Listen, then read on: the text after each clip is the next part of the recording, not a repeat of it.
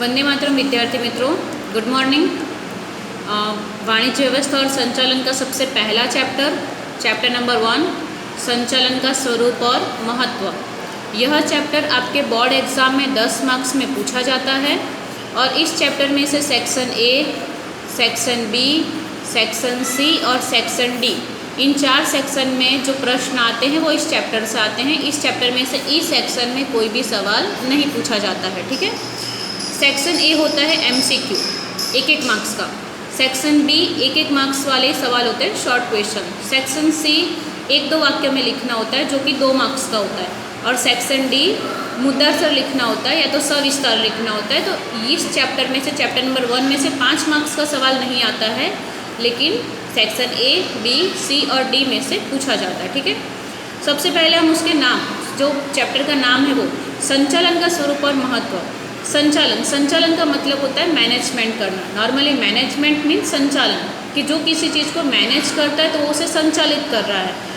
तो इस चैप्टर में आपको संचालन का स्वरूप कौन कौन सा है, अर्थात संचालन की आवश्यकता कहाँ कहाँ पर होती है उसके बारे में, और संचालन का महत्व क्या है, हमें क्यों संचालन की आवश्यकता पड़ती है, इन सभी चीज़ों के बारे में इस चैप्टर में आपको समझाया जाएगा। फर्स्ट पॉइंट है प्रस्तावना, कि संचालन का प्रारंभ अति प्राचीन समय से हुआ था। पाषाण युग में मनुष्य जानवरों का शिकार करके अपने लिए भोजन प्राप्त करता था। इसके लिए उसे एक से अधिक लोगों की आवश्यकता होती थी। इस कार्य के लिए उस समय में भी आयोजन, मार्गदर्शन, संकलन या देखरेख करके कार्य पूर्ण करने की प्रक्रिया का प्रारंभ हुआ, और इसी प्रक्रिया को क्या कहते हैं, संचालन। तो जैसा कि इसके पहले ही हमने चर्चा की कि संचालन कोई आज का विषय नहीं है कि इंडस्ट्री और शैक्षणिक संस्थाओं में सिर्फ संचालन होता है। संचालन हर जगह होता है, चाहे वो धार्मिक क्षेत्र हो, सामाजिक क्षेत्र हो, सांस्कृतिक क्षेत्र हो, हर जगह संचालन की आवश्यकता पड़ती है।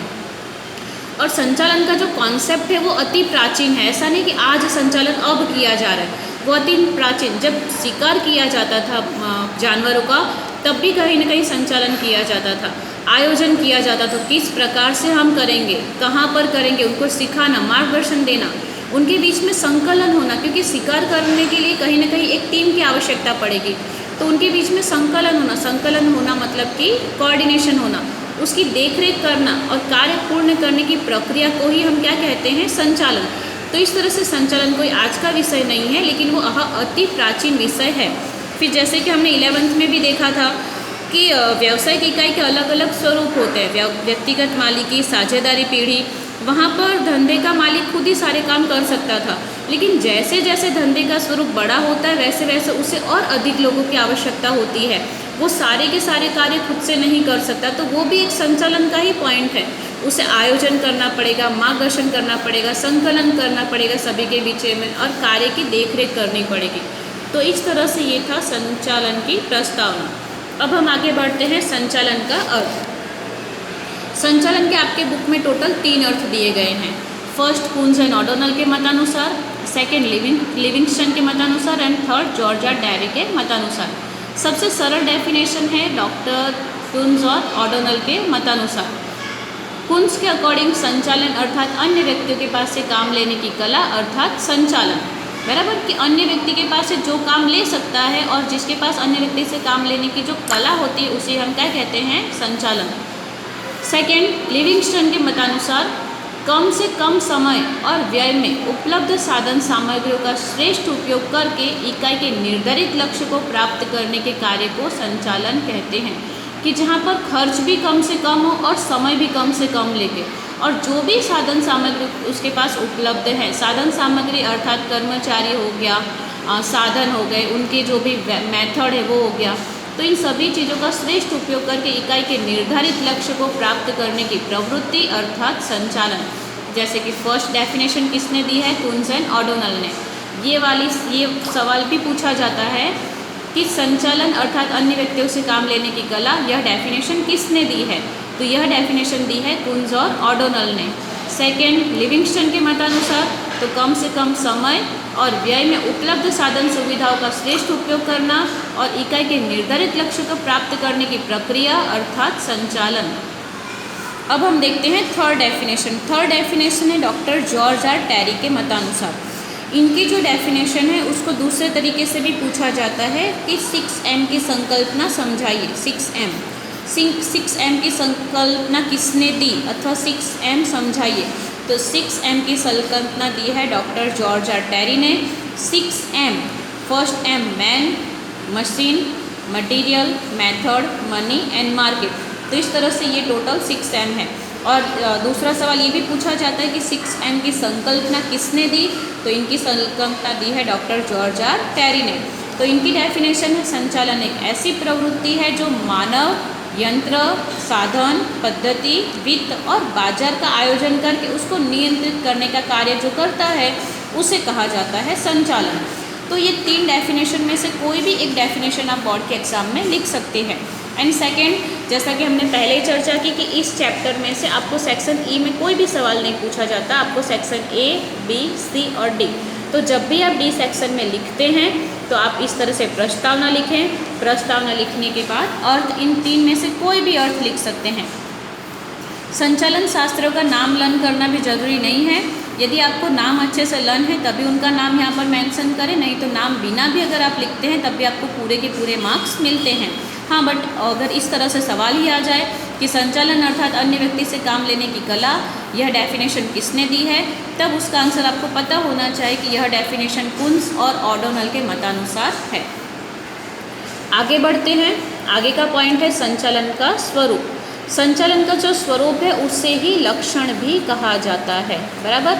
यदि आपको एग्जाम में सवाल आता है कि संचालन का अर्थ लिखकर उसके लक्षण स्पष्ट करें, तो लक्षण ही उसके स्वरूप है। ये सब चैप्टर में नहीं है, लेकिन इसी चैप्टर में स्वरूप को लक्षण भी कहा गया है। बराबर। तो सबसे पहले संचालन के स्वरूप। संचालन के टोटल 7 स्वरूप है, उसके टोटल 7 लक्षण हैं। संचालन सर्वव्यापी प्रवृत्ति है, संचालन उद्देश्य लक्षी प्रवृत्ति है, संचालन सामूहिक प्रवृत्ति है, संचालन सतत प्रवृत्ति है, मानवीय प्रवृत्ति है, संचालन में निर्णय प्रक्रिया आवश्यक है और संचालन विज्ञान भी है, कला भी है और व्यवसाय भी है। तो अब हम इसके बारे में चर्चा करेंगे कि सर्वव्यापी प्रवृत्ति। तो जैसे कि हमने इसके अर्थ में देखा था कि मैनेजमेंट करना अर्थात हमारे पास जो भी उपलब्ध साधन सामग्री है उसका महत्तम उपयोग करना। ओके।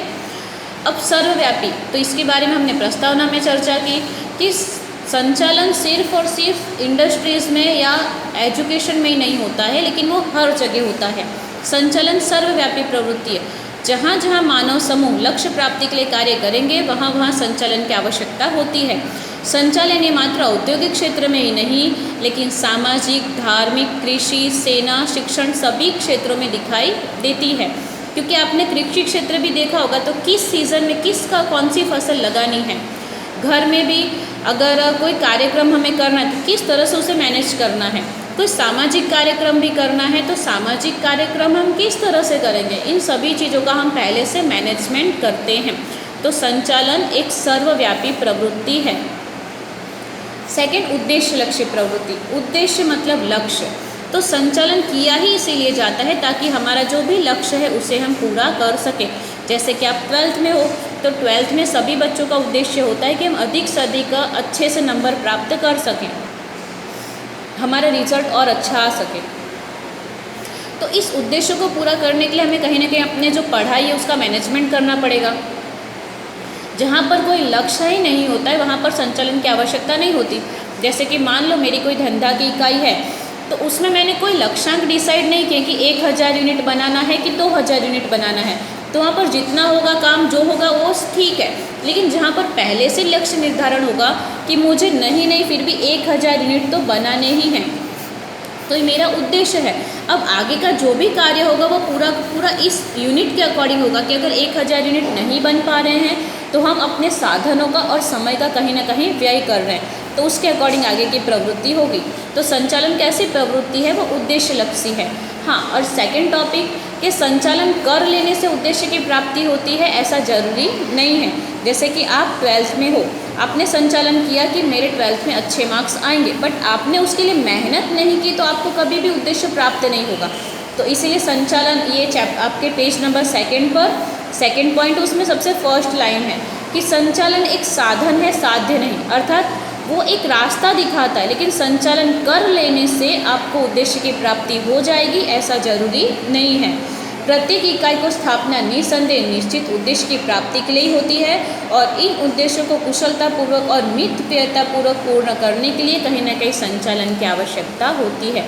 तो संचालन का सबसे पहला पॉइंट हमने देखा, वह सर्वव्यापी प्रवृत्ति है, अर्थात वह सभी जगह होती है, चाहे वो धार्मिक हो, कृषि हो, सेना हो, शिक्षण हो, हर जगह। उद्देश्य लक्ष्य प्रवृत्ति है, संचालन करने से हम उद्देश्य की प्राप्ति कर सकते हैं, लेकिन सिर्फ और सिर्फ संचालन करने से ही नहीं, लेकिन उस जो भी हमने मैनेजमेंट किया उसके अकॉर्डिंग काम करने से हमें उद्देश्य की प्राप्ति होगी। मैंने 90 अब मार्क्स का सोचा हो तो खाली सोच लेने से उद्देश्य की प्राप्ति नहीं हो जाएगी, लेकिन उसके अकॉर्डिंग काम करने से होगा।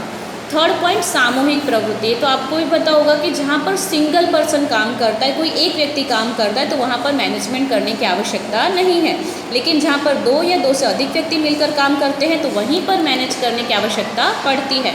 तो संचालन कैसी प्रवृत्ति हो गई? सामूहिक प्रवृत्ति, कि जहाँ पर 2 या 2 से अधिक व्यक्ति समूह में प्रवृत्ति करते हैं, वहीं पर उनको उनके कार्य समझाने पड़ते हैं, आयोजन करना पड़ता है, संकलन करना पड़ता है।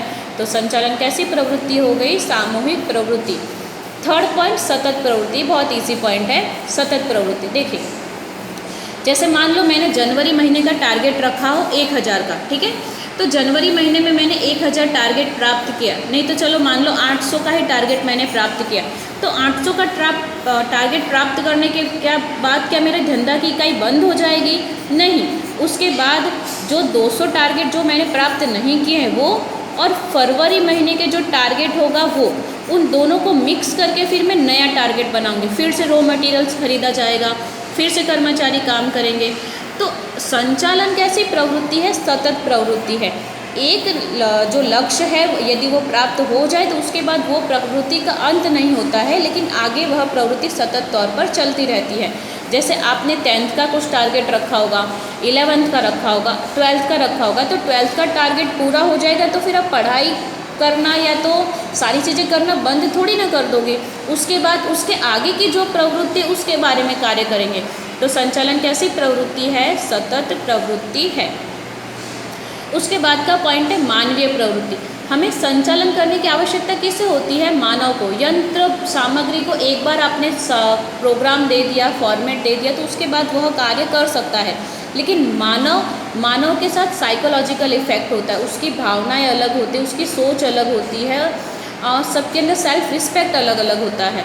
तो संचालन कैसी प्रवृत्ति? मानवीय प्रवृत्ति, क्योंकि मैनेजमेंट करने वाला व्यक्ति भी इंसान होगा और जिस पर ये मैनेजमेंट किया जाएगा वो व्यक्ति अर्थात कि कर्मचारी भी क्या है?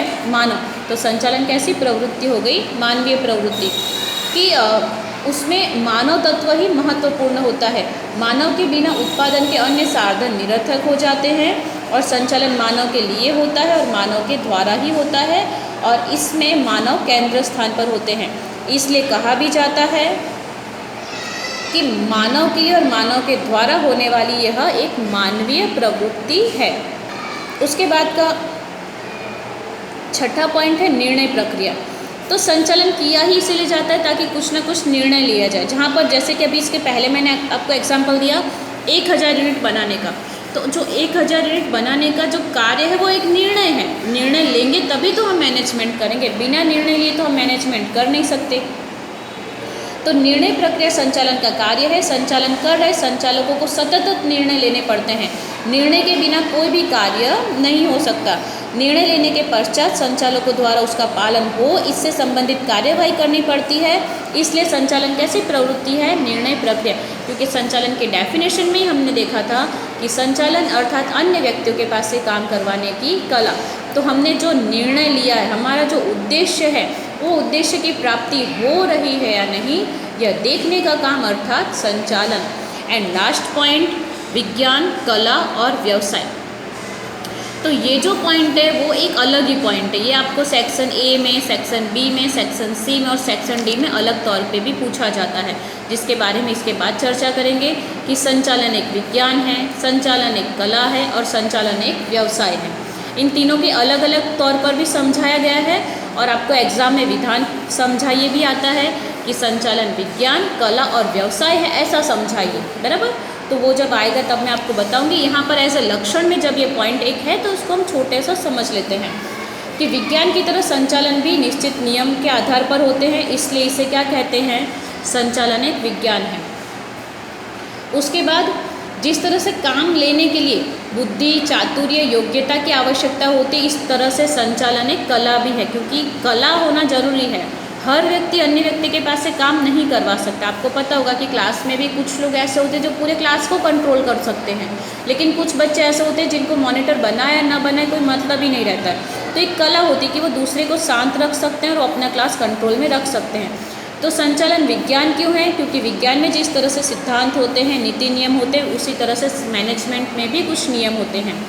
कला क्यों है? क्योंकि कला अर्थात जो बुद्धि चातुर्य से होता है, जो सूझबूझ से होता है, तो वही चीज़ तो संचालन में भी करनी पड़ती है। एंड थर्ड पॉइंट, व्यवसाय। तो आधुनिक व्यवसाय इकाई का संचालन शिक्षण प्राप्त निष्णात संचालक वर्ग को सौंपा जाता है। आधुनिक समय में डॉक्टर, वकील, चार्टर्ड अकाउंटेंट की तरह ही व्यवसाय संचालन भी होते हैं। जैसे कि आपने MBA और BBA का जो कोर्स सुना होगा, तो वो किसके लिए होता है? मैनेजमेंट करने के लिए।